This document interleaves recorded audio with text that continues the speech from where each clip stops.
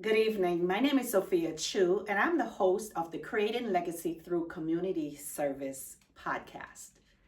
Today, we're meeting with three fabulous divas from Metro Detroit. Collectively, they're known as the Reggae Gurlz. We're going to learn about their Caribbean heritage, where they are today, and how they're raising their children as Caribbean people here in Metro Detroit. So I'm going to ask you to stick and stay, follow this channel, share, subscribe, and leave some nice comments. So again, welcome to Creating Legacy Through Community Service. All right, well, good evening, ladies. Good evening. Welcome to the Creating Legacy Through Community Service conversation.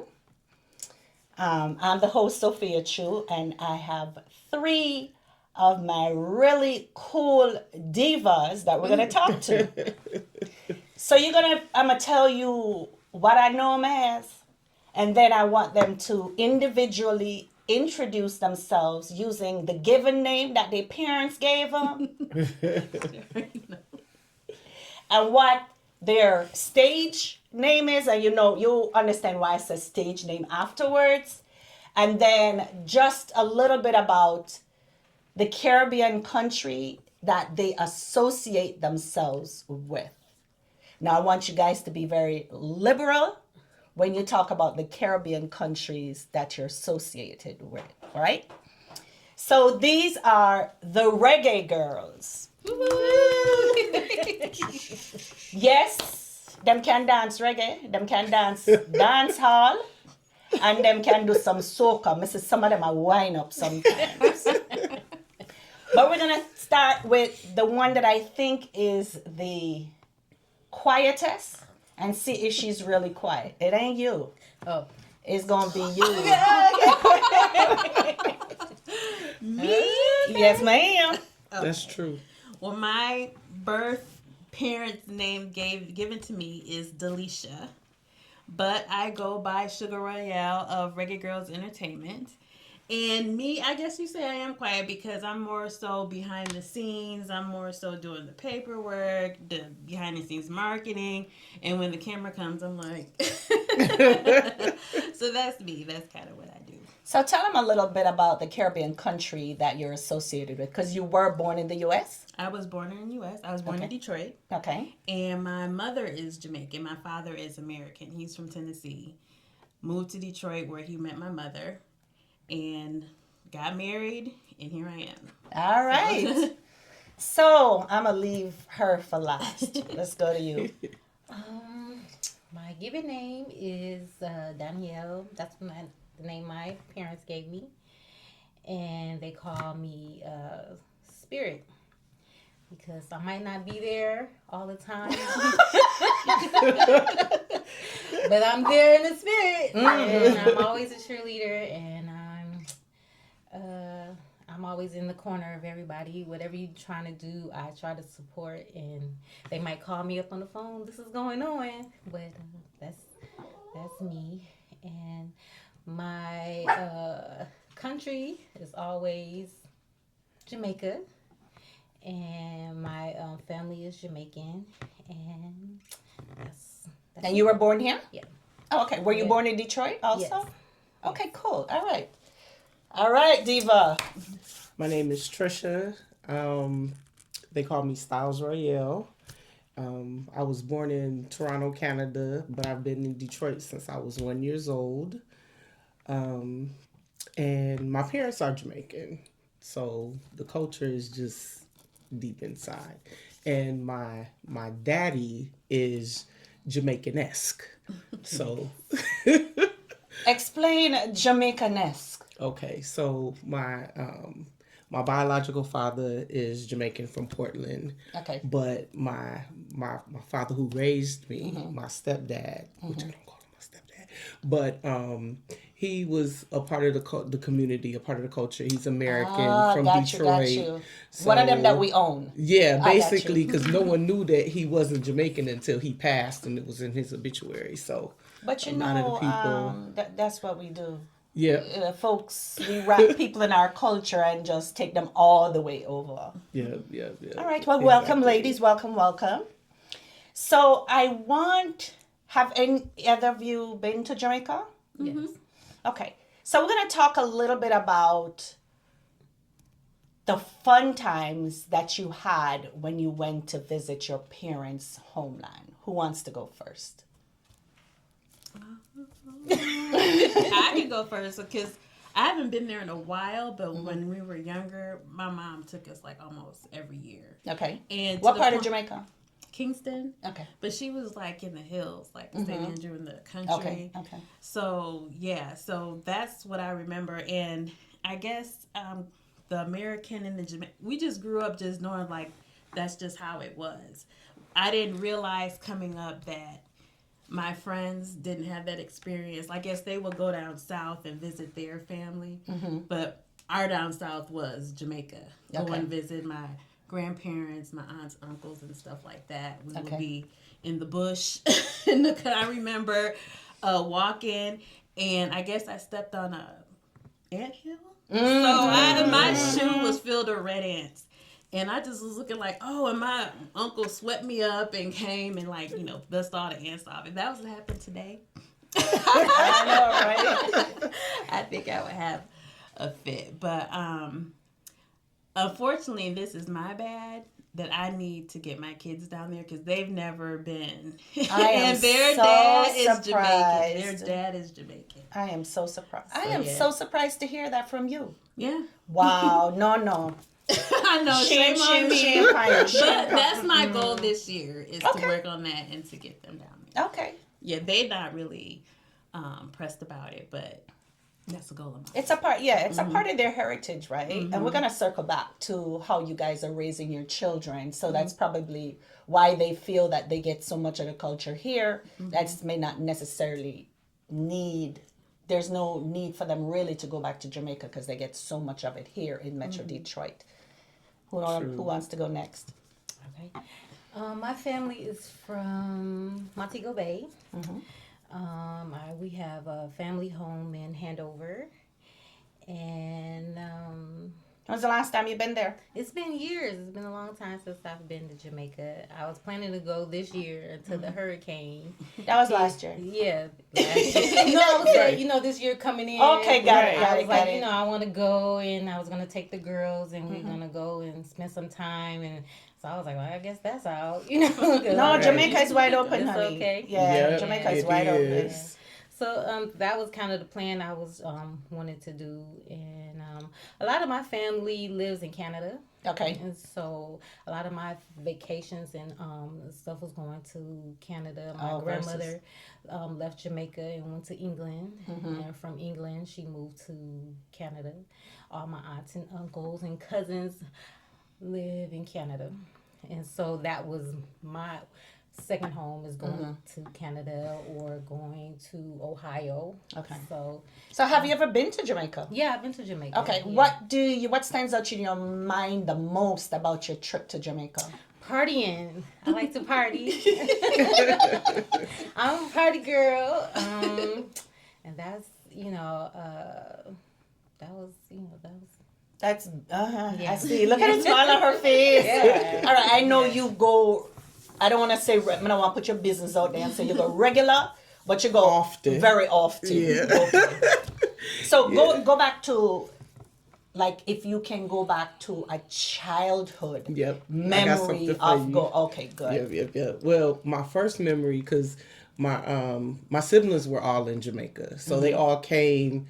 They used to laugh at me in the neighborhood because they were like, "You get a new brother every year." That's true. I'm like, but if you know how it is, the parents usually leave their kids with a family member, and then they try to build something for their children. So we would go. My first memory, I was like 5 years old, and I went to go visit my brothers in Portland. They were in Portmore, St. Cat's. And we would go to church. My brother's granny, which is my granny, she would take us to church on Sunday. You get to dress up with the frilly dress, and they do your hair in bows, and it was just fun just to be out at night in the dark and just the smell of wood burning or just being on the beach and the music. Everywhere you go, you hear music just everywhere. It doesn't matter. You can walk in from church and you bump into a street dance, and kids are at the street dances. They're, so I think that's what really brought my love for music, because going to Jamaica, visiting my brothers, and just being out free. Kids here, we were so constricted. You don't go to the store by yourself. Don't do this. And my granny would just send me and my brother and my cousins, and we would just be gone, like all night. And just the air, the smell of the air, or even it's the same sun, but that sun has an energy. It's just different. So I love going to Jamaica as a child. It's just I love Every Jamaica. place has its own little nuances, right? And it's always interesting to talk to the guests and see what lights them up when they talk about whether it's their homeland or a family's homeland. So as you guys are telling the stories, I can see the light, something triggers right away. My family's from here. I went here. This is what I remember the most. Yeah. All right, so we're going to come to the United States of America now. How'd you ladies meet? Before we were born. Yeah. Our parents This is crazy. go way back. Okay. All of our parents. Okay. It's crazy. So, did you guys go to school together? We went to We all went. So we went You to school want to together tell the first. story? Yeah. We You can gonna both tell it backward? This is crazy. But go ahead. We went to school. When did you get there? 4th grade. 4th grade. Yeah. And we just kind of grew up, people in the neighborhood playing and stuff like that. I don't even remember how. It was just like, I don't my know. mom had a friend named Miss May. And I just remember Miss May always being around, and come to find out it's her grandmother. Yeah. And she knows her mom, and it just on and on and on. So we kind of like just grew up Always like known that. each other. Yeah. Right, And we went to the same school, and then she would come up to me like, "Do they pick on you because of your accent? Do your mama's accent?" I'm like, "No." I used to get beat up because of my mother's accent. Talk a little bit about that. Yeah, that was. I mean, it's not a trauma point for No. you, is it? Okay. It was crazy. They, back then it was "Come Back to Jamaica," that commercial, and then so people would like sing that to me like it was something bad. I'm like, Some people didn't know. It was like, for me, it was like they didn't know if I was African or Jamaican. I got called African booty scratcher all the time. That was back in the day. That's what everybody like. I'm like, And then, am I African? every Sunday you get your hair washed. You know what I'm saying? You getting your hair washed. So then my mother would put my hair in shiny bumps, and then going outside with shiny bumps, even though I used to do my daughter's hair in shiny bumps, and she would be like, "Oh, I look so pretty." Right. Different times. But different times. So it was. I fought all the time. Like, mommy would be like, "You better go pick up on. We can knock them down. If you get your whoop, I'm gonna whoop your butt. So you better go out there and go fight them." So it was hard. I call it being grown up Jamaican. That's growing up Jamaican in the United States. And we're going to touch a little bit about that, again, because of how you guys are raising your children. When did the idea of the Reggae Gurlz come to mind? And what did that concept look like before you guys actually produced it? Okay, so growing up, like we met in high school. We met. We skipped that part because she came with 10th grade. And we started hanging out. Her name was Brown. I was like, my mom's maiden name is Brown. And then she was like, "Well, my dad's from Jamaica." I was like, "My mom's from Jamaica." And they loved it. It was. But were you guys connected at all through that last name? We don't know.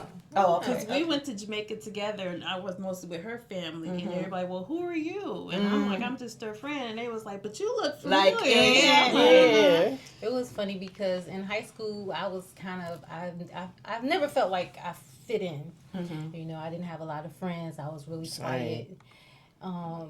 I just never felt just different. Mhm. You know, because when I would go around my American side, they would say, "You're Jamaican." When I go around my Jamaican side, they'll say, "You from the States?" Yeah, and I'll be like, Yankee. "Where's the States? Yeah, right, Where's right. the States at?" You know. Mm-hmm. And so, then my family, parents was very into the church, Mhm. and so I just never really felt accepted. Mhm.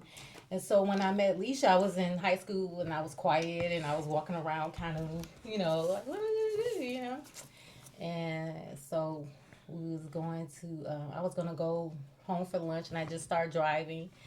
And I was like, "You want to ride home with me?" I was gonna ride home, and then, so she was like, "Yeah, I'll ride home with you." Like, and she was like, "Oh, your parents are Jamaican? Yeah, you eat ox too? You eat ox too?" Yeah. So ever since then, we was like, "Oh, you enjoy that?" And ever since then, we've been Connection. friends. There's So a we connection started point. hanging out, and then for some reason our American friends had a curfew and they had to be home, Yeah. and the two Jamaican ones didn't. We didn't So have. she That's was weird. like, Oh no, I didn't have a Wait a curfew minute. either. Yeah. She was like, "There's this place called Tracy's." Yeah. I was like, "Okay." So How old were you guys at the time? Well, Okay, all right. Because I'm like, I know Tracy's. So when we I've get been going to church there, since I was 13. wait a minute. So and then So- they all knew each other. So Yeah. that's Ah. how, yeah, Yeah. her sister's mom and my mom best friends, and so auntie and cousin and all of them. So she says that she used to hear about me all the time. Oh, I'm gonna drop the kids off over Trisha's Yeah. so she can babysit. Yeah. So you know what I'm saying? I would hang out with my sister's mom and her mom before she even started coming to the club. And I'll we be in dropped the club, but baby. in the other corner. Yeah, They don't need we to dropped know them you. off with her. And so we would start going to Tracy's because I think I had just start going to college, going to school, Okay. and so I was up at Western. Leisha was at Grand Valley, and we would just meet up and start listening to music and what music we enjoyed and stuff like that, and just kind of learning about each other. So we would come home like we started doing road Yeah. trips. We Yeah. was in Toronto. Yeah. We'd be in Chicago. Yeah, we So, did the road. had you guys formed the Reggae Gurlz at that point? No. Okay, this Yeah. is just We a was little just- hanging kind of a we just thing. was at Tracy's every weekend trying to get in, trying to get into Archie's. Y'all go way back, bro. Y'all talk Yeah. about Archie's. Y'all go way back. Yeah. Wow. Yeah. So tell me, come back now about Reggae Gurlz. What was the... I forgot what it was. But I remember we were on the phone, and we were just like, I think We you need mentioned it to first. Yeah, and I start was doing dances. Like, I was thinking about that. I just right. We felt like we wanted to because I know God rest my mom's soul, but my mom was like a dance hall Peggy. She took me to all of the dances. Like I'm 12, 13 going to dances in Toronto and everything. And the vibe was just different. And we couldn't get that here. And we would talk because then, although they would be going to Toronto, my whole family would be going to Toronto. Right. And we would always meet up at the Right. same dances, even like the Rono's kids. We would all just meet up there. And we were like, we talking like, come on, we got to get this vibe here in Get Detroit together. Okay. Yeah. All So, and it started off with 5 of us. Okay. It was 5 Yeah, of because us. I thought there was... Shelly. I know Yep. of 4. Yep. I don't know who the 5th was. It was our cousin Shelly and then my sister. Okay. That was the 5 of us. Got it. Okay. And we were sitting down trying to figure out names. You guys remember this? Mm-hmm. We were trying to figure out names, and then she was like, "We should be Bun and Cheese." Yeah, Bun and Cheese. I'm like, It was a brainstorming session. yeah, Bun and cheese. You'd have been better off saying Batty and cheese. Exactly, because I told her, I was like, I would be the bun and you're the We were cheese. close to being Bun and Cheese. Bun and Cheese production. Yeah. Like, are you crazy? And it was I remember talking to Kurt. He was on the phone. Yeah, my brother. Yeah. Yeah. And I don't know if he said the name or he picked it out of the ones we had Yep, suggested. he did. He was like, And yeah, it's Reggae spelled Gurlz. reggae, REGGAE. And Yep. girls is spelled GURLZ. okay. To all set right. us aside Yep. from the soccer. The soccer girl. Got it. I didn't even Okay. know about the soccer team. Yeah. She knew. I didn't know.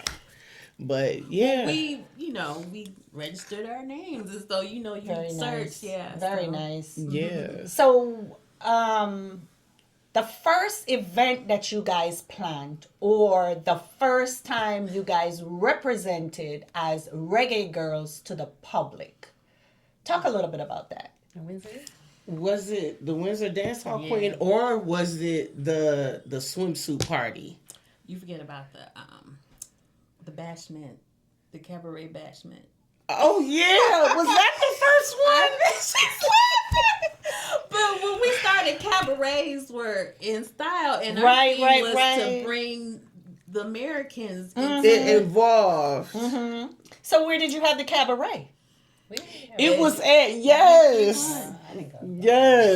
That's why you was there. It was in at spirit. Victory. It was at Victory 1, and one of the DJs off the radio. we want to got like the top DJ off the radio station. Okay. Like charged us a grip, and he double booked, and we still had to pay him.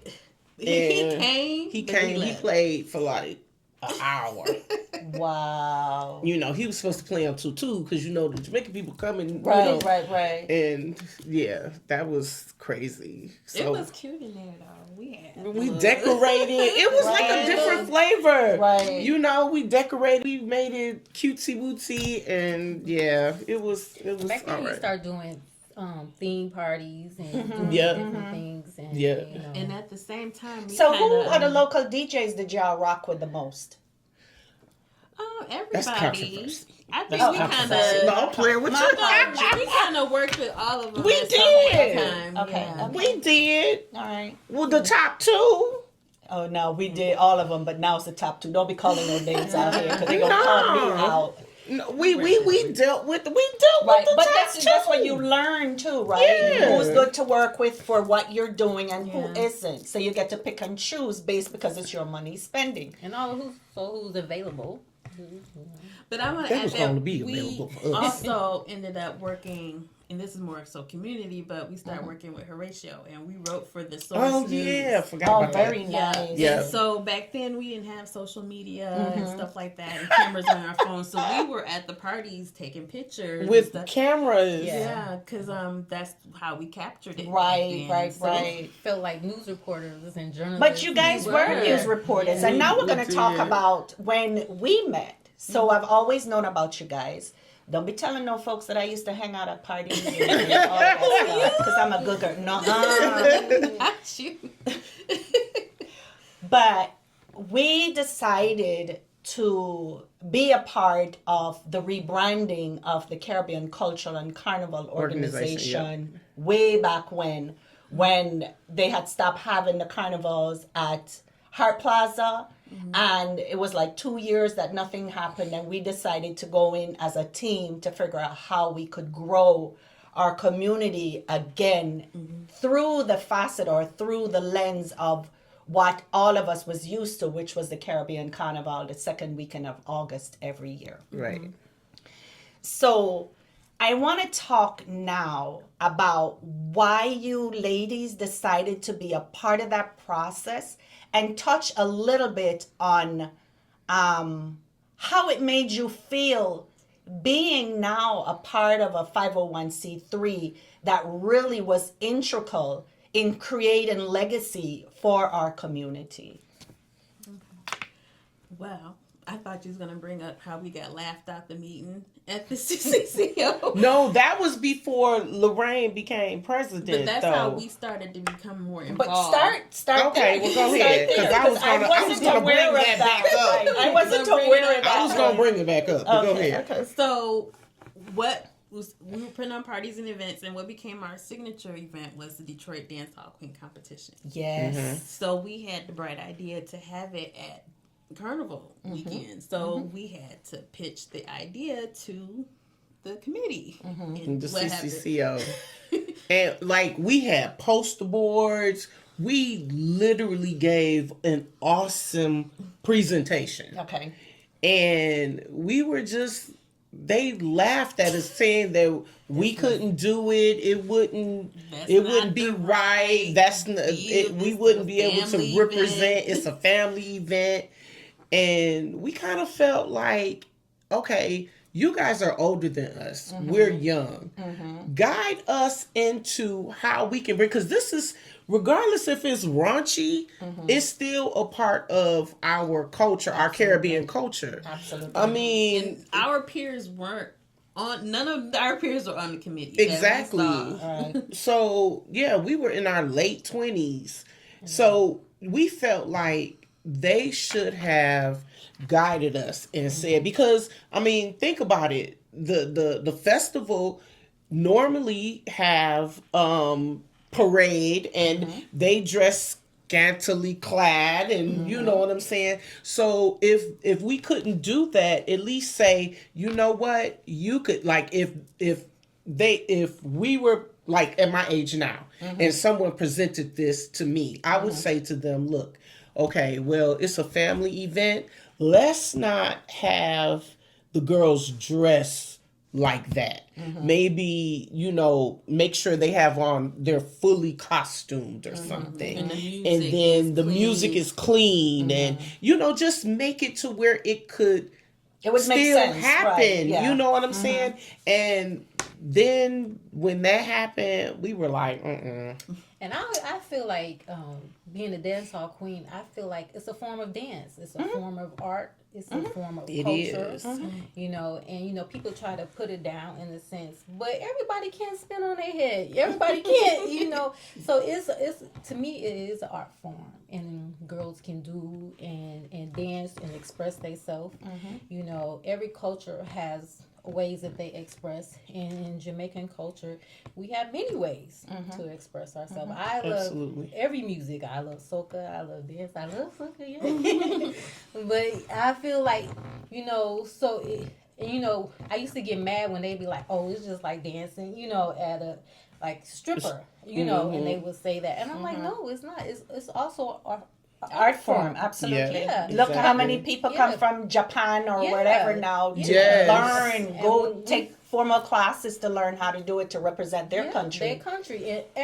And in dance hall queen competitions, is women that come from Japan, come from Germany, come from Montreal, come from Israel to perform. That's something that came from Jamaica that started there, and it is a form of dance. So, and I felt like people should also appreciate that, absolutely. Yeah. So that was my part that I felt like. Right. Just even listening or hearing you guys out, and then, like you said, help and guide you. And maybe we can't do it this way, but would you consider doing it that way? Right. Okay. Right. But I think that was the rejection was the push. All right. Like, all right. Yeah. And then what happened? We have to what happened join. after that?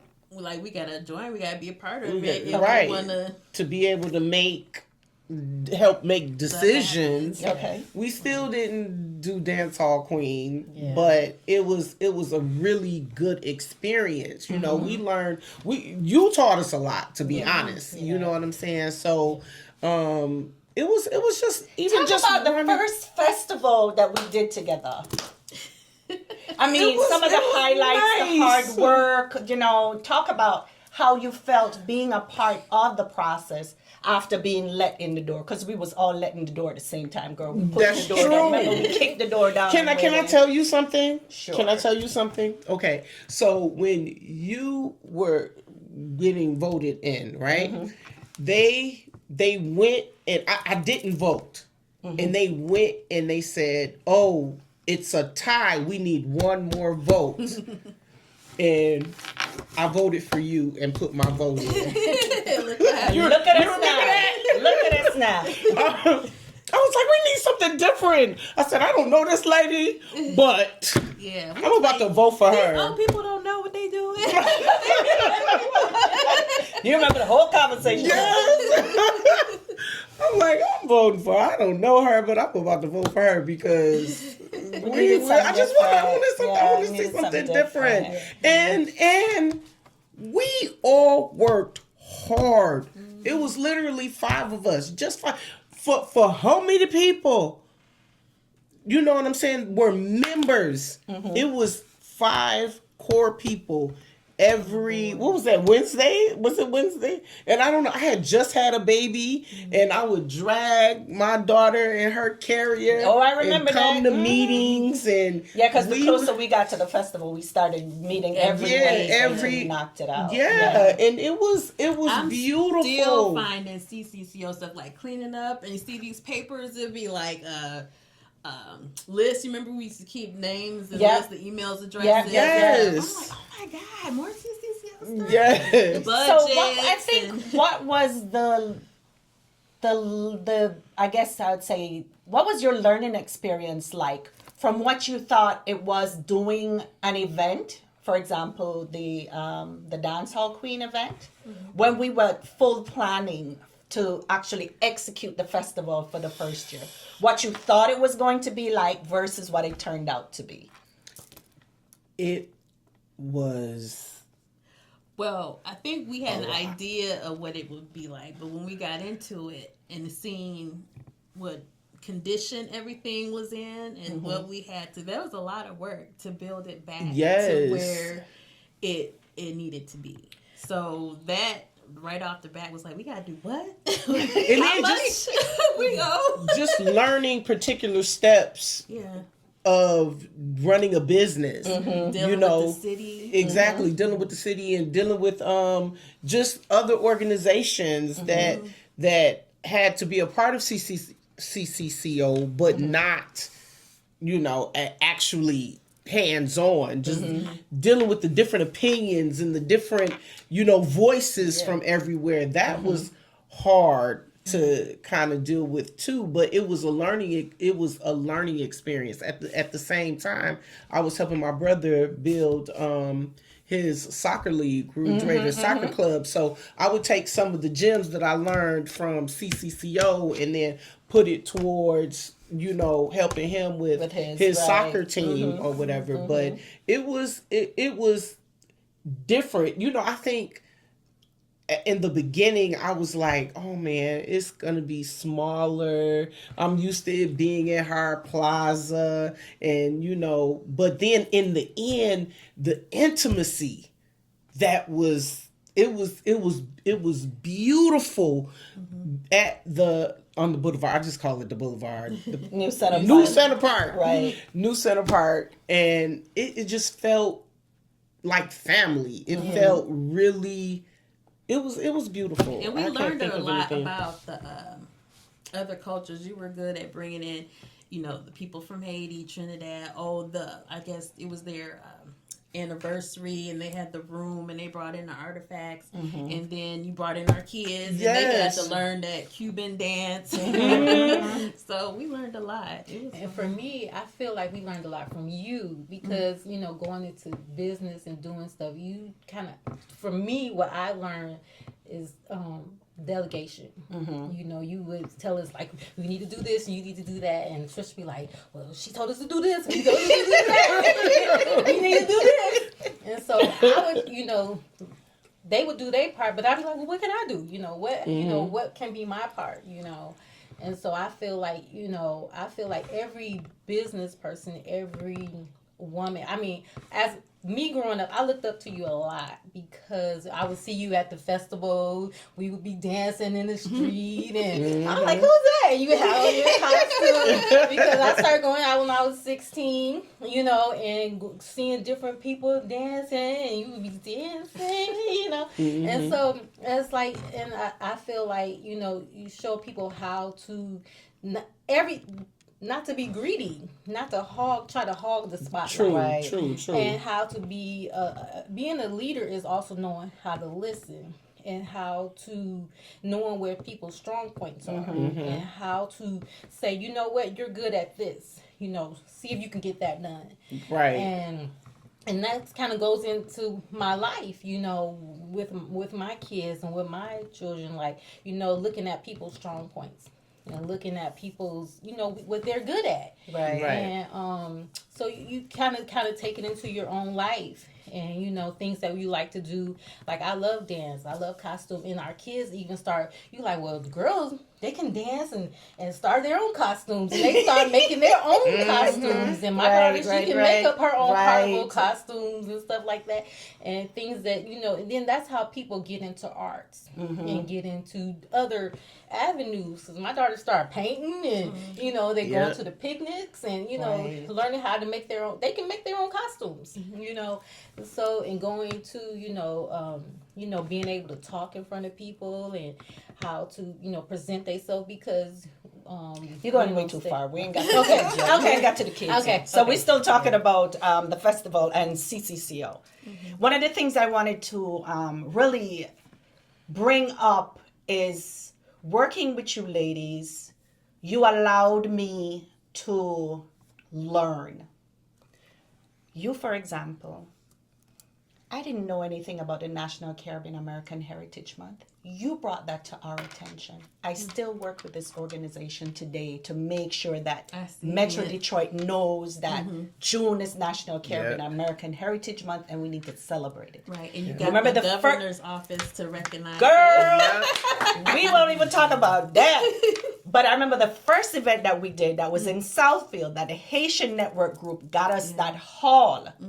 And we did a taste fest. Yes, where I remember every Caribbean country that was in Metro Detroit had an opportunity to set up their own tables, and bring their own foods. And we did a food tasting. You remember that? And that came from the pageant. Yes, that concept of it. Yes. Being around with the pageant and working with the women in the Haitian community. And that was a part of something that the CCCO did, and like an umbrella of being in the pageant, and that was a part of the pageant. Absolutely. Yeah. So we talk again about making sure we stay connected to our homeland or our heritage or our ancestry, and making sure that we celebrate it and make sure that we teach our children why they should be proud of being of Caribbean heritage. Absolutely. That being said, I applaud you ladies for how you're raising your children. I'm now going to give each of you an opportunity to talk about why do you think it is imperative that we keep our children locked into our culture, although they are born and raised in the Americas. So we'll start with you. Okay, going back to when I said I was bullied about being, my mother being Jamaican. And my father, who I said was Jamaican-esque, he used to say, never let anyone make you feel bad about your culture. You have something that they don't have. You have gone out of the country. He would say half of these people that you know won't even cross Gratiot, Jefferson, Telegraph, or 8 Mile. You've been you've gone to 2 countries, and talked about Canada and Jamaica. You've had experiences they've never had. And that's always stuck in my head. So it was, and then in my house was Jamaica, period. Like, you know what I'm saying? The cornmeal porridge in the morning, always curry chicken, always Jamaican food. So, my son was able to be raised in the culture. By that time, all of my siblings are hearing this. You just couldn't get away from it if you wanted to. But with my daughter and my mom, being passed now. My parents are passed. I just wanted her to understand what he told me when I was her age, that you're special, you're different, and no one, half of the people that you're around, except for your cousins, will never understand the things that you understand. You can communicate with your cousins, and other people just won't understand what you're saying. Right. So that was important to me, for her to have pride. And Jamaica is just awesome. Like, too many good people, too many good things come from Jamaica. So I just wanted them to know that that's where they come from. That's what it was to me. Okay. All right. We're going to go with you next.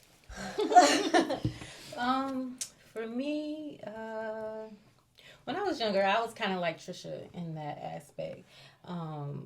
I talked a little bit different. I remember when I was probably about 5 years old, and I was with my dad. I was with my dad a lot, so I kind of would pick up, his accent and the way he would talk and the way he would speak, and I would see some of the differences on how people would treat him and treat, and so when I was younger. I would say things and pronounce things, and even now sometimes, and I got teased, and my cousins, they would laugh at me and stuff like that. And my dad would always say, be proud of who you are. Be proud. And I was confused at first. I'm like, am I Jamaican? And I did get laughed at, and so that made me kind of quiet, and it was like different, like when you around Jamaican, when you around American, it's different mannerisms. You have to, For sure. I cannot walk into my grandmother's house and not speak or not, it was just different. It was just totally different atmosphere, and I really didn't know how to explain. I said I can understand of being white culture and black culture because it's just different, and people don't understand that it's just a different feel. It's just a different environment. And so I teach my daughters, to, like my uncles, like at one time I permed my daughter's hair because one of my uncles teased me and was like, because you're Jamaican, that's why you're here. I'm like, what are you talking? So I always teach them too, to be proud of who you are, be proud of, being Jamaican, be proud of, that culture, be proud of it. And my parents always taught me to be proud of it, and I definitely am. I see things differently. I feel like than other people, and so that's mine. Okay, cool. Yeah. Well, have you take it last? Yeah, so my kids, I feel like, well, first of all, their dad's Jamaican too, so they're kind of like more Jamaican than me. And you tell them stuff, and you like have them around music and the food and other family members, these events. Like, be proud, this is who you are, and it's like, whatever. But they really listen. That's what I come to find out. You think they're not paying attention. You think they don't care. We went to, what's that circus? Soul Circus. Your Soul Circus. Yes. And, it was like, they have like a Caribbean section or whatever. So they came out with the music, the flag, the costume. I was like, oh my God. They started playing Elephant Man, and my daughter doing Pond the River. I was like, what? And she knew it. They know the songs. Sometimes my son, he just break out and singing reggae songs and stuff. And he's into art. He's a art major. Okay. And he made a painting, and he was like, Mom, I want you to explain to this painting. And it had a river in the middle. And then he was like, this is Jamaica, and this is our ancestors. This is grandma, this, that, and the other. And this is them migrating into the United States. And this is, he called it migration. So I'm like, really? And I have it in our living room now. So they do listen, they do pay attention, and they are proud of it. Even though they haven't been to Jamaica yet. Okay. And that will happen in due time, right? They got passports though, right? Yeah. Working on it. You don't have me call you names. There is no way your children have melanin in their skin and they don't have a passport. We're working on it. I'm gonna check with you. I'm gonna check Yeah, with you. stay on me, because Okay. I'm that's on my the goal head this too. year. I've been and what's so crazy, because I do go to Jamaica often, but I haven't taken Aubrey, and she begs to go. But I just took Christopher for the first time last Did he year. show out? Well, no, but here's the deal. Okay. So we went to the grill with Okay. my cousin and her son. So it was like a mommy son trip. But my nephews are in Kingston. So I told my cousin, like, look, I cannot be here and not go visit my nephews, who my son grew up with them. And it's a difference, from the grill, Right. where the resort to going to your family's home is just different. And I wanted him to experience that, because I had never been to a resort until a couple of years ago. I've always just gone to my family's home. I never wanted to go to a resort. I'm like, the fun is in your family's home. So I'm like, is it going to be a culture shock for Christopher? And he was so excited. I took him to Hellshire, and he had so much fun. Then we went to like a street dance that didn't end until like 7 in the morning. And he was wanting to, the dancers and everything. And he wanted to do the dances. He said, Mommy, I'm coming back to Jamaica because I'm going to be a skanker. I'm going to be a skanker. I was like, boy. Oh, wow. So he really enjoyed it. And I'm just, I'm waiting for her trip with her kids to take Aubrey. Got it. So she can have someone, because I always had somebody my age. That's what really made Y'all it don't be fun waiting too too long now. No. Okay, all right. Before you know it, the kids gonna be having kids and they still haven't gone to the No. That'd be sad. So we're gonna close out now, but I wanted you guys to take an opportunity to think about this question before you respond. When you think about creating legacy through community service, as it regards making sure that what your parents have instilled in you, you are instilling in your children with hopes that they take it further. What does that really mean to you? Creating legacy through community service. If you have an example, you can mention that. If you are currently doing something like that, you can mention that. Or if it's a dream that you have, you can also mention that. Does that make sense? Okay. Who's going first? Okay. Well, I'm not going to say what it is. Okay. And they know what I'm talking about. Okay. But we have something that we've had in our heads for a while. Okay. And we're just waiting until our kids graduate from high school so we can actually put our hands deep into it.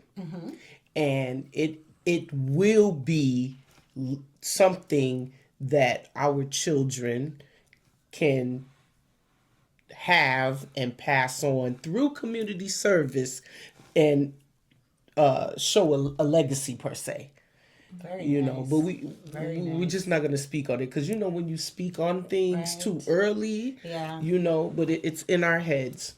As long as you work, see, I'm like one of those people. Manifestation plus action equals reality, right? Absolutely. So you may be in that manifestation stage now. Yes. But remember that even as you're thinking about it, you gotta be planning it. Because if the universe just hear you say it and you ain't making no moves, they're just gonna keep on hearing you say it. Actually, we're like kind of behind the scenes as we're building, talking to certain people to get the right place and get the right funding to get it off. Funding, educating ourselves, and things of that nature. So we just love the culture a lot. Love it a lot. And it So let means me a lot. put the question a different way then. Because you guys have like personalized it to something that you're going to do for your families to create legacy, right? If your community was to serve you to help you create legacy with your children being involved, what would that look like? We were kind of hoping, with the girls being in the the dance group, but I don't know if they're kind of growing out of that. But we were hoping that was something they can take, make their own Dainty Fire. build, and We didn't do even more speak about with that. it. Right. So, but as they're getting older, as the momagers, we trying to back off and let them, but they're not doing what they're supposed to do. You gotta remember too, your dream is not their dream. Yeah. Exactly. So whatever it is that you want, we talked about that with my son earlier. Whatever it is that you want for the kids is not necessarily what their purpose is. We have to understand as parents, we're the vessels to get those souls to the earth. Right. But what happens for them to take their purpose? We may not have nothing to do. It's nothing that we like. It's nothing that we wished or hoped for them. But understand that you are the vessel to make sure these souls are safe, brought here, so the divine can do whatever it is that he wants for them to do to serve the world's purpose. Does that make sense? Yeah. But I wanted to piggyback off of what you said when you restructured the question. You're actually doing that. You're actually, because I was thinking, I'm like, well, maybe the community could give kids more classes on their culture because, like, for example, there's so much I don't know. Like, and you know, that I beg my sister and ask my sister to help in assistance in helping me raise my daughter, you know, because it's just certain things that you, like Donnie mentioned, like growing up Jamaican and growing up American, there's certain things that I just can't give her. But I was thinking, well, maybe there could be like more classes on the different islands in the Caribbean culture. And then I thought about it, I'm like, you're actually doing that when you do those the Melanin Girls programs where they're learning about their culture or learning about other cultures. Because, you know, I need my daughter to understand that if you hear an accent, that doesn't mean that they're Jamaican. Right. You know what I'm saying? So that's basically the community giving legacy, teaching children about their culture, more than just music, more than just the food, you know. So that's what I would like. I would like to see more with that, you know. Okay. And you know, there's always opportunities for collaborations and partnerships when you're doing these things, right? Because we have to understand too that we're here to support each other. And that's one of the reasons why I have this platform, is for us to share our stories and kind of pick how do we now use the conversation that we've had to grow something, to create something new. But understanding that we don't need to reinvent the wheel every time. The wheel is already running. Let's put some more lights on it, or put some bling on it, or put some this on it, and make it this bigger, brighter thing, right? Or let's tone some of this stuff down because it may be too much for the group that we're trying to get. So understand too that the Caribbean Community Service Center, that's what it was designed for, to make sure that there's educational opportunities, professional development opportunities, community service, community advocacy, and sports, arts, and culture. So us hosting these events too is to always bring other people in the space to make sure we're doing what we need to do for our community. So I applaud you ladies for sharing your time with us today. I hope you had a great time. We had fun. And I probably circle back to you and pick you off one by one, because there's so much we didn't talk about, right? So I'm going to give you an opportunity now to do some parting words. Big up yourselves. Tell people how they can reach you on social media. If you're a host, you can also let us know if we need your services, how we can reach you. So we'll start with Donnie. What do you do for a living? I mean, is there something that we can support you with? If you have a service that we need, how do we get in touch with you? You can get in touch with me through you or through Reggae Gurlz. I work with kids. I work in mental health. I'm circling back to you. We're going to set up another interview with you. Yes. And so I work in Ann Arbor, so and in Belleville. So I hope Okay. you know. So that's me. Thank you, ma'am. You want to go next? Yeah. I can. I work in the auditing. I'm not an auditor, but I work in the auditing field. You can reach us. I am on Instagram and Facebook as Sugar RGE. Our email is reggaegurlz@gmail.com. We don't have anything in the works now. Like I said, the Dancehall Queen competition is our signature event, which is on pause because the international competition is on pause, It's on pause. Oh, wow. in Okay. Jamaica. So we may have an event here and there. Okay. But like I said, we're trying to focus in on getting, well, I am the kids out the house, so then I can have time to focus on me and what I want to do. Yeah. So. All right, boss lady. You can reach me at Styles RGE on every platform. I like to do something called Car Rides and Rants. You know, Where do we catch that? On Instagram, on TikTok. Okay. And I'm also a host. I host events, stage shows, any events. Okay. I love hosting. I love chatting and talking and things of that nature. And I want to get into this is something I want to do in the future. It has nothing to do with the community, but I'm working on trying to do voiceovers or audio speaking, Audiobooks book or stuff like speaking. that. Yeah, Very because nice. I love her and I. We are big audio book listeners, and I love to talk. So, yeah, that's where you can find me. I'm always on social media. Okay. All right. So that's it. Thanks again for the Reggae Girls for blessing us with their time and their talent this evening. And you know what to do. We need you to like this video. We want you to share it with everybody that you know. And we need you to subscribe to the channel. And until next time, peace. Peace. Thank you, ladies. That was fun. It was fun.